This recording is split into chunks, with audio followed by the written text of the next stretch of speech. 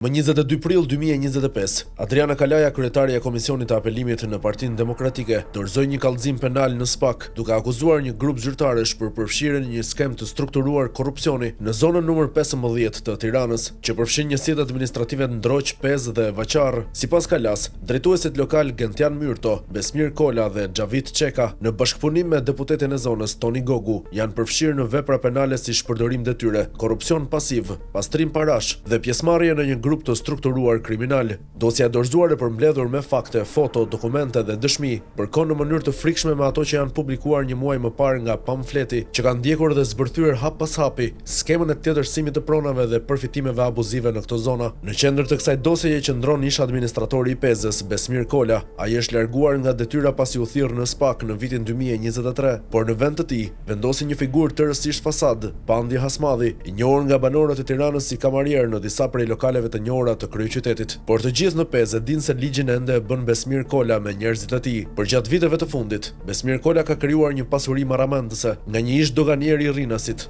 Ai është ndërruar në një investitor me prona, makina dhe apartamente luksoze. Një prej tyre është apartamenti 300.000 euro në rezidencën Square 21, një simbol i luksit për politikanët që duan të fshehin paratë e pista në fasada të ndritura. Presioni mbi Kolën dhe Myrtën është i madh. Nëse nuk arrin ta nxjerrin Toni Gogun deputet, nuk do të jenë më thjesht të thirrur në SPAK, do të jenë të pandehur.